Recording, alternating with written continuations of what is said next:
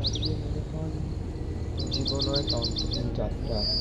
কখনো ঢেউ শান্ত, কখনো উত্তাল, তবু পথ থেমে থাকে না। রাতের আধার ধীরে ধীরে মিলিয়ে যাচ্ছে, দিগন্তে উঠেছে সূর্যের প্রথম আলো, সাগরের জলরাশিতে ছড়িয়ে পড়ছে সোনালি ঝিলিক, যেন প্রতিটি ঢেউ বলছে নতুন দিন শুরু হলো। কখনো ঢেউ শান্ত, কখনো উত্তাল, তবু পথ থেমে থাকে না। সূর্যের মতোই প্রতিদিন আমরাও ফিরে আসি নতুন স্বপ্ন নিয়ে, নতুন আশায়। যে দিগন্তে আজ আলো ফুটছে, সেই আলোই হয়তো দেখিয়ে দিবে আমাদের পরের গন্তব্যের দিক।